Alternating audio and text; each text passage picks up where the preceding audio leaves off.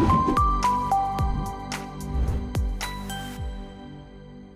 Deliberate Leaders. I am your host, Allison Dunn, executive coach, owner of Deliberate Directions, and founder of the Deliberate Leaders podcast, where we are dedicated to helping leaders build strong, thriving businesses. Each episode focuses on inspiring interviews to help you on your leadership journey, and our guest today is no different. I am pleased to introduce Doug Dvorak, who is joining us here today. He is the owner of the Sales Coach Institute, where he trains clients on sales, sales leadership, and digital marketing management. He's presented to more than 500,000 people in over 100 countries, which that number just blows my mind. His clients include Honda, IBM, Intel, Cisco, Verizon, and many others. And he is the author of several books. Sales 3.0, Killer Prospecting, and Build Your Own Brand.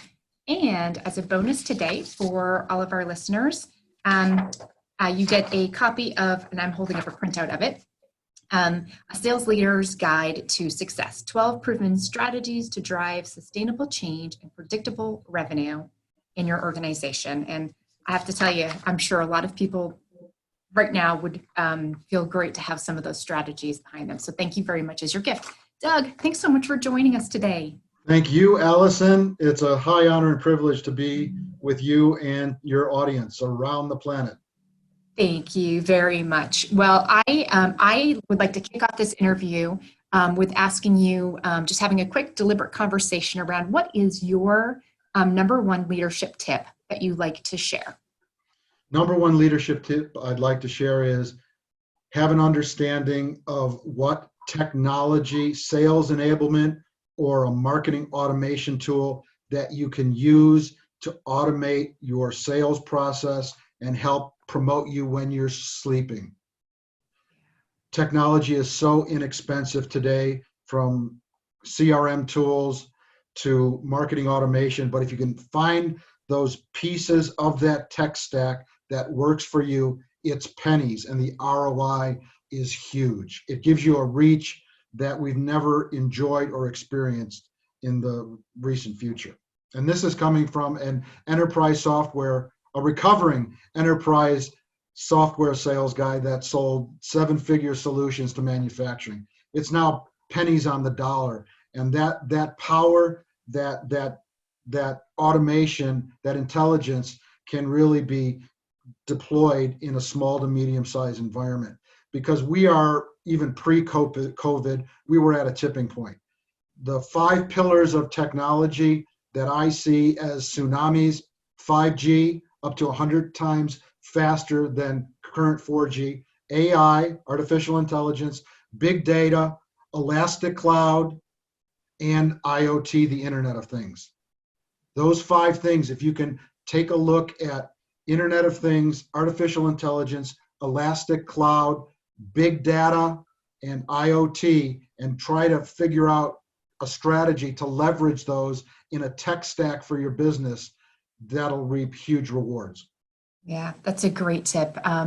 In the coaching that I do, when we're working with really small business owners, they work so hard to be craftsmen in their area of expertise, and then build the sales and marketing machine, and that utilizing innovation and technology to leverage that is, I'd say, the largest opportunity for them to develop as leaders.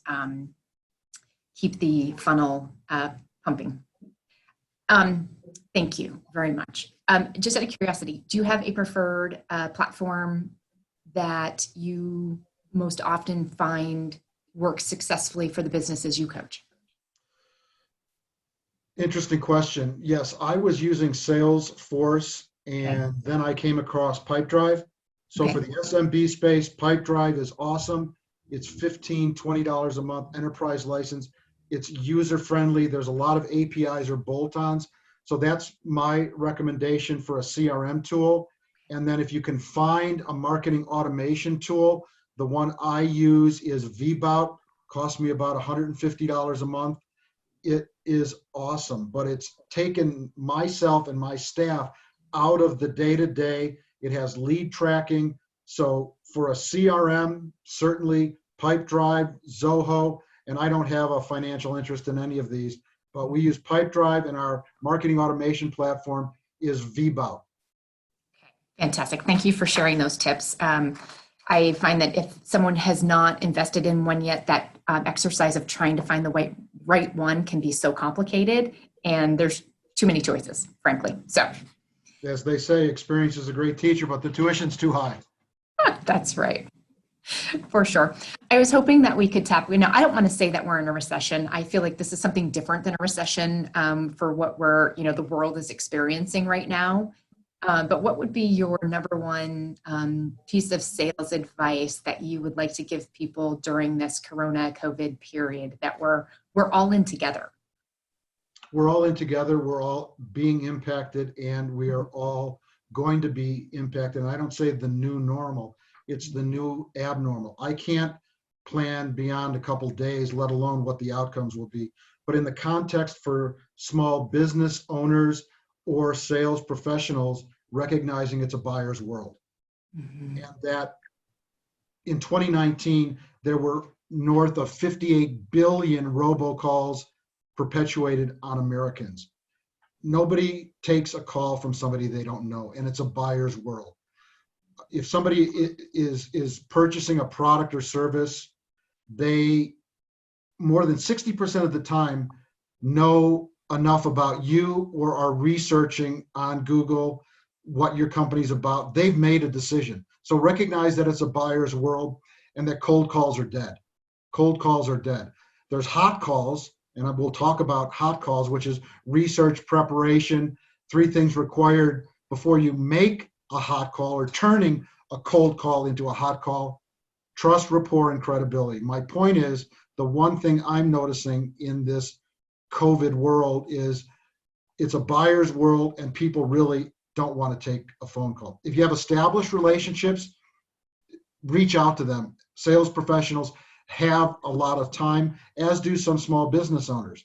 So reaching out to them, making sure they're safe, and if they do have a need, being sure that you're not simply a salesperson. Salespeople are gone.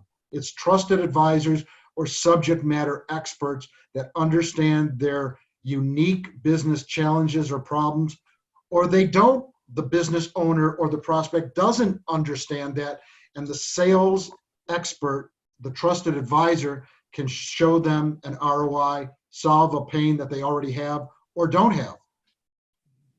I like the terminology trusted advisors. I think sales can have such a negative mental block connotation, and certainly not with those who know that they are in sales, but the approach as a trusted advisors, because we are all in sales, whether we like to think we are or aren't.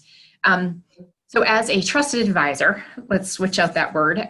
What do you think we're struggling most with today? We're struggling most as in the context of sales professionals. Mm-hmm. Sales professionals is, how do we use our time efficiently to drive deals through the funnel to a yes, I'm interested, whatever that means, a logical next step. Because if you're not moving a deal forward through the process, it's stalled and there really is no opportunity. So how do we meaningfully, respectfully engage or re-engage with our prospects or customers to have a meaningful discussion about a problem that they're experiencing or that they're unaware of that we can solve, that there's an ROI, some aspect of value that can be articulated and demonstrated. What would you say are some of the most important strategies to be selling in a downturn? First and foremost, know your technology. You would be amazed at how many sales professionals think they understand Zoom, GoToMeeting, WebEx, and they don't. Their online persona, and I know everybody's working from home now, and I know for all companies that the new addition to the HR policy is that kids and pets are allowed at work now. But be mindful of your surroundings, suit up and show up professionally. Make sure that you can limit distractions for your customer. So my point is, understand your tools and be ready for prime time. When you go virtually via Zoom or any type of video conferencing. It's a unique skill to learn the technology and to be present and engaged and not get sloppy, sweatsuit sloppy. We're still working, we're still punching a clock, and by having that mental mindset and practicing not in front of clients but with friends, colleagues, so we're really on our game and ready for retail. I have an organization that I'm the president of, and I run a weekly meeting, and there's just a few folks that don't get the spatial component of, being able to see your face clearly and, not looking at an awkward angle up at you. It does make a big difference about the energy that you can bring to something, even though it is just one-dimensional for sure. So I agree with that. Could you share any specific tactics or negotiation tips that work especially well during a recession? And I know that both of those are kind of feels very salesy, but we have to speak differently. I don't think our common script is going to work as well right now. Would you agree with that? Absolutely. So how do we adjust? So you adjust, and I referenced cold calls to hot calls. Nobody, given robocalls and being tethered to this device, if they're going to take a call, they want you to be either referred in through a prior contact, some sort of affiliation, but how we do that is research and preparation. And for example, I was making a call on a public company that I saw in the Wall Street Journal, their chief sales officer. It's a publicly traded company. I bought one share of stock. So I can meaningfully and honestly say that I am a shareholder, owner of your company. I have a vested interest in the financial performance and the longevity of your firm. And I use a tool called Rocket Reach, which gives me their personal email number, mobile number if it is listed. But I do the requisite research by calling the Office of Investor Relations, looking at their 10K, their 10Q, listening to analyst calls, to finding those one or two areas of pain or interest, what's in their mission statement, and then I have a one-page talking brief. And that's the level of granularity I go to before I send an email or make a phone call. In addition to that, I look in my LinkedIn network and see who's a first, second, or third connection. But for public companies, that's been a very useful tool that I've used.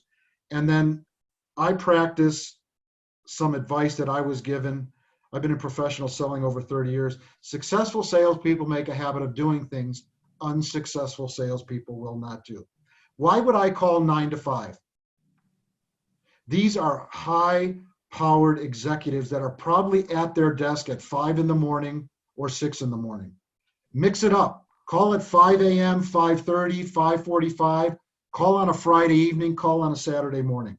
I called on a Saturday morning to Fortune Brands in Deerfield, Illinois. They own FootJoy and a number of liquor brands, and I got the CEO. But doing that requisite research and preparation, and I love what Coco Chanel said, you've got to be different to be remembered. It's not about auto dials, the law of large numbers. It's the law of small numbers in this COVID environment, doing research and preparation, going to the website, buying a share of stock. Right there and then, you're preventing barriers to entry to the competition and barriers to exit for yourself. The herd mentality is going to call her up 9 to 5 without buying a share of stock, without doing appropriate research. And I'm not suggesting get Facebook crazy, stalky, but having enough information to earn the right to have a meaningful engagement if you should connect. Super powerful advice. And I think that in the long run, the effort of going in unprepared takes twice as long as doing the research to be prepared the first time you make it. Absolutely. Well said. Absolutely. From the standpoint, like I love the fact that you just shared that, you found a company, you believe in it, you went in and bought a stock, you really understand the performance of the company to be able to build that relationship potentially and to have a meaningful conversation. What are, so you just mentioned a tool. So I guess my question is, what is your favorite tool to be able to connect and reach with those business to business type organizations? So what's your favorite avenue? You mentioned something about Rocket something. Rocket Reach, first and foremost, is not Rocket Reach. It's Google. Google. It's their Okay. website. You'd be amazed, sort of like Vegas. What happens on the internet stays on the internet. There's a lot of information. Then my next go-to, so generic Google search, company website, LinkedIn profile. Those are the first three. Then the fourth is Rocket Reach. You put in their name. It has, I think, a 30-day free trial, gives you 20 records, and then it's like $50 a month. But if I get one meaningful mobile number and email, like I did for this chief sales officer of a $2 billion company, it pays itself back in spades. So generic Google search, company website, LinkedIn, and then Rocket Reach. Okay, cool. Great tips. I always think LinkedIn is the quickest way to connect, but honestly, 100% of the time I still go to Google and search, and you sometimes skip the steps that you're naturally doing. So makes sense. Some senior executives are decoupling or getting off LinkedIn because it's simply a nuisance. They see no business value there. Do you feel that way? I feel that, yes. I feel that C-level VP director, they're going to have their generic stuff on there, but they're not going to really update it. Okay, and I think that that's fair. Not a broad brush, but it's a nuisance for a lot of, and nobody needs another channel to be contacted. I am not appreciating the level of new inbound, cold, direct sell type messaging. I'm very relational, so if we're going to connect and do that, I don't want you to sell me after we connect ever. Like that just does not feel good, and I don't like it. But I can see how that could be a challenge.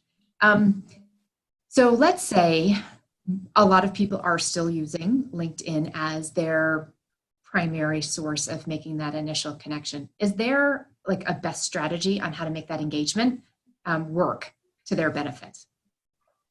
I'll revert to Coco Chanel. You got to be different to be remembered. So the best calling card I have is not my business card. It's my book, my books, my 8 books. And I don't share that to be cavalier or braggadocious. I'll send a personal book, FedEx, signature required. That's a $30 investment, $35.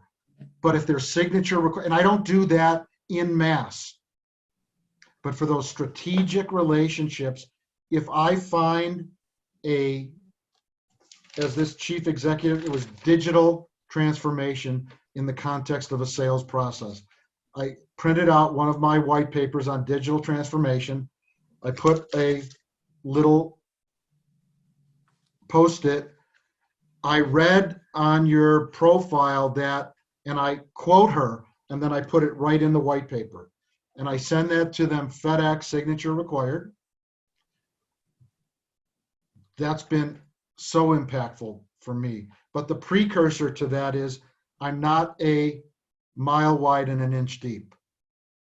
I'm very strategic and focused on my organization on digital transformation and solving sales leadership problems. So if I find that digital transformation is important to them or a key aspect of that, I will send them a book, signature required. If I don't hear back from them and I have their email address, I send a $10 digital Starbucks gift certificate 30 days after. So that's how I try to separate myself from the herd mentality.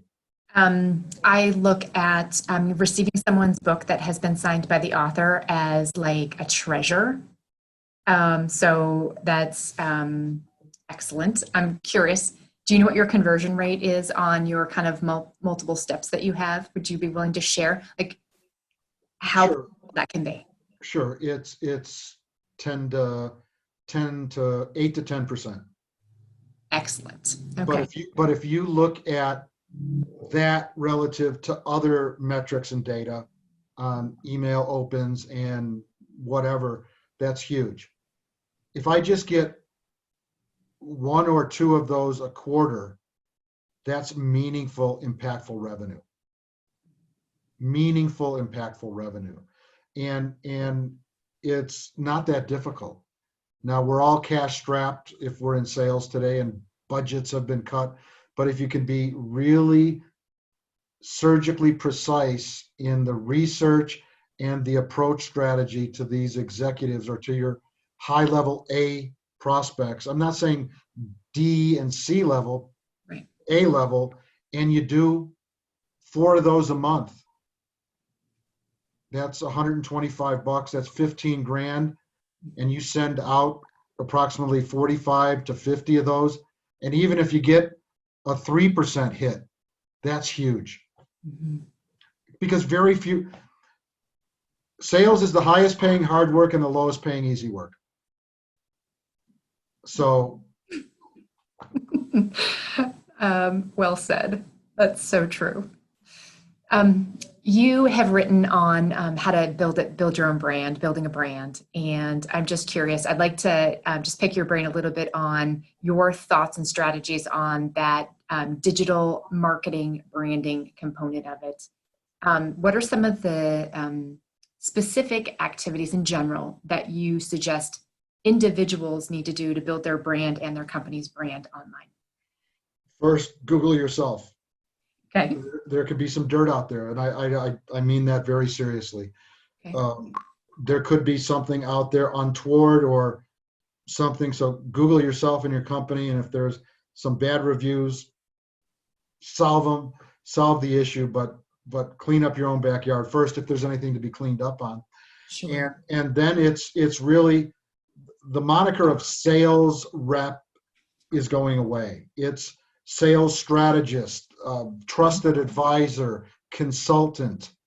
And I don't think it's really a play on words. If you are indeed a subject matter expert and have a depth and understanding of what it is you're selling, the industry you're selling to, that's where the real brand building is. Not being an agnostic or a generalist, pick a lane and commit to it.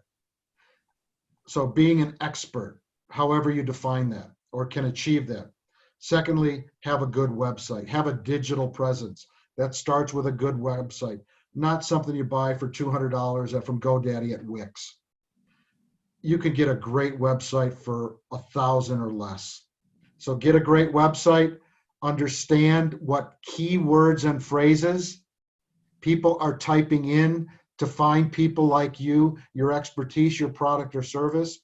And then once you build your website, hire an SEO professional, search engine optimization, and then build out some good content. Can start with a 250 word blog, then it can go to a white paper, then it can go to a book. Value, value, value. And then have the ability through a marketing automation tool to capture that data and have an automated email drip. So number one, be an expert. Number one, Google yourself, make sure there's no untoward negative information out there. Number two, create a digital presence. Build a website. Optimize that website, search engine optimization. Create some good, meaningful content that speaks to your expertise, that solves a problem, and add some white papers, and then just give it time. Yeah. All really good tips. Are you a fan of paying for the spot until you actually achieve the search rankings on Google? I'm not a huge fan of pay-per-click. I am a huge fan of organic search. Let me tell you why. If you received a fitness magazine and it had a heart medication ad that was sponsored, paid for by the pharma company on this page, and you had an ad written by a cardiologist, which one are you going to trust? Not the paid ad. Yeah. So my point is, I focus on an organic SEO strategy for my keywords and phrases, and then I look at peak times during the year that I augment my organic search about 10% 4 times a year on those peaks where I know they're buying. So if they're speakers, they're general hiring a speaker or a breakout presenter. It's July, August, September for the following year. So for 2021 speakers, facilitators like you and I augment the organic search in the late summer, early fall. Okay. So I'm not a huge fan, because you can burn through dollars and cents before you know it. Organic is the best strategy, but it takes time. It does take time. I always get so frustrated. I spend a lot of time ensuring that our search results are organic for our business through what we're writing and the content we're creating. And I go online today and there's 18 ads, before you get to I'm the number one search, naturally, but then it's bookended by all these people paying for the position. It makes me sad. Because I don't know if the general public actually sees that the natural one is organic and where to find that. But maybe they do. I don't know. I think more people than you might imagine, they see that ad, they migrate to the organic. I don't know the exact number, but they trust organic search more than ads. But it's a crowded space. It sure is. So can we talk a little bit about cold calling? We kind of touched on it a little bit. I have, I don't know what most offices do, but my phone rings from my desk to my home over the last couple of weeks. And I've had one organization who has repeatedly cold called me 6 or 7 times a day. And it's the only one. So there's one in the whole world that has probably called me 150 times over the last month and a half, which I think is interesting. I've ignored them all because I have been annoyed by it at this point. Should we be cold calling or shouldn't we be cold calling? To be quite candid, I think cold calling is dead. Okay. Cold calling is dead, and I don't cold call anymore. I reach out to some strategic partners on LinkedIn. All of my efforts are on my digital marketing engine. And that's not going to work for some, but if you go back to our earlier discussion, I think it is appropriate for a hot call.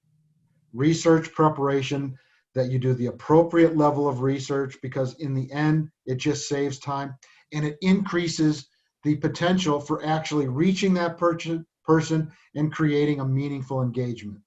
So the law of large numbers, cold calling, dead. The law of small numbers, hot calling, research preparation, there is a lane for that. And doing it off hours, early morning, not late at night, but after 5, Saturday mornings, you never know. But I think there is an area for warm calling and hot calling, not for cold calling. How many dials did you make today? Made 100 dials. That's so, old school. Old school. It's so old school. Can I ask you just kind of peel the layers back on, so you've done the research, you've identified someone who you're eager to have a conversation with, you've done your legwork, and so you pick up a very, with the intention of connecting with that person. What is your purpose when you get that person on the phone for you? My purpose is A, to be kind, C, to be relevant. Okay. And just being a nice person, but getting to the point. And that would be, articulating that I'm a shareholder. I saw on your LinkedIn profile or your annual report, or when I listened to the playback of the analyst call, you were quoted that an area of growth or pain for you is digital transformation, specifically in How do we train up our sales professionals, all 200, to sell virtually now? So be nice, be kind, establish some sort of trust, rapport, and credibility quickly, and then ask the question after you've presented the information and see if it's relevant. They might be in a bad space. They might have missed their quarterly numbers. And if it's not a good time, can we schedule a Zoom call, or could we schedule a time? It sounds like you're busy, but being kind, being relevant, and having some sort of next step. Sometimes they say, no, I'm not interested. Then maybe I'll send them a book. I'll have to, but I've increased my chances of hitting a triple versus striking out if I do the research and preparation. And I'm not talking hours. I'm talking 15, 20 minutes on an A-level prospect. Yeah, that's awesome. Okay, so you go in with the intent of being able to kindly and quickly and concisely have a brief conversation to either get a yes or no answer, essentially, from them. Yeah, and being informed, earning the right because I'm informed about their business as best I can be. Yeah, fantastic. And it takes 5 to 8 touches to get someone. Then it takes 5 to 10 touches once you've touched them originally, if they're interested, to make a sale. That could be 10 to 25 touches. But I'd rather KONW, know, NO, quicker. I want to know NO quicker. I don't want to chase a ghost, waste my time or their time. Yeah. I'm a big fan of getting to know fast, right? Like if this is of no interest to you, that is perfectly okay. I want to know. Yeah, that's awesome. Exactly. So we're in this bizarre, sales meetings aren't happening for face-to-face. We can't, we're just in a new paradigm shift at this moment in time. What would you say that sales or trusted advisors, people should be doing to do successful follow-up, in the fact that they can't just, drop in or, go and meet someone? So my daily mantra is what 3 major things, and my wife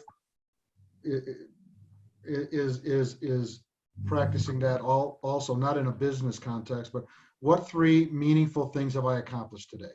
Meaningful. And with all this time, make sure you have, so reflect internally. If it's a buyer's world and nobody's picking up the phone, make sure that I have best of breed technology stack, content, white papers. Work on me, work on your business, because you're not going to have this time again. That's the one piece of advice I'd give. Polish and perfect the process. If you don't have a process, get a defined process, or hire a business coach like yourself to look at the processes. What can I automate? Where can I cut out fat? What can I really do better? So once we get through this, and we will get through this, how can I be that much better? That's what I would recommend.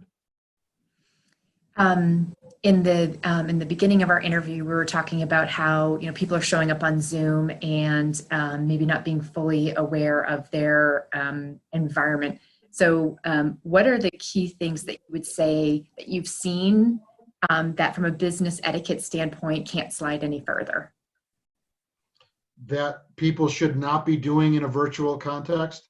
Mm-hmm. First and foremost, lighting in front of you, not behind you. Mm-hmm. I've had Zoom calls where I've seen the white light of karma and I couldn't see them. Yeah. So just good optics, good visuals, organized background, and understand. So lighting, cadence, presence, and practice that with your spouse, your significant other, but really understand the technology. How can I share a screen? How can I use green screen? Now, if you're using Zoom, if you have an Apple, they've got virtual green screen. You can have the client's logo behind you. If not, for $50 on Amazon, you can buy your own green screen. So I would say understand the studio, understand your presentation style, and be engaging, understand the technology, and just practice. Awesome. Very good tips. I just learned that at the dollar store, you can get one of those plastic tablecloths. And if you put that on the wall up behind you, that provides a good backdrop to a green screen, and it's $1, not $50 on Amazon. So a quick fix does not have to be expensive, and I'm sure that the dollar store probably still has them. So That's a great suggestion. Thank you. yeah, you bet. All right, so we are giving our listeners a copy of your A Sales Leader Guide to Success. Mm-hmm. What is a tip or two or component that you really would encourage people to reach out to grab a copy? I would encourage you. It's a great read. It speaks about sales compensation, sales process, automation, coaching. And I would say that if you are a sales leader, your team needs you now more than ever. They need motivation, encouragement, a shoulder to cry on at times, but they need support. These are unprecedented times.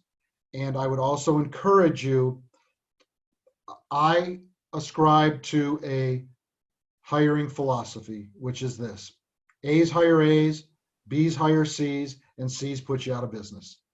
If you don't have a team of A players, look at training up your C's to B's and B's to A. Sometimes you just got to cut bait if you've given them a chance, but up your team, coach them up using this time so that when you can go out on the sales field, you can be that much more effective.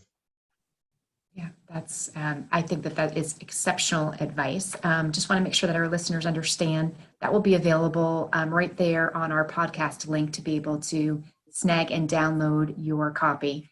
And although I have not read it, I will openly admit that it's a solid 150 or so pages. So there's a lot of content in there with some good direction and guidance. So thank you very much for that generous offer, Doug. Thank you.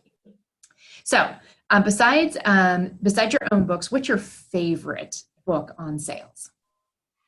My favorite book on sales. I'll show you. Okay. It was given to me by a sales trainer 30 years ago by James Allen, As a Man Thinketh. That's my favorite book too. So I took it because it's over 100 years old. Yep. It's not copyrighted. I reworked As a Man Thinketh. So I'm going to give you this as well in a digital copy for your audience. Then a very close friend of mine, Christine Corelli, took As a Man Thinketh and interpreted it for women.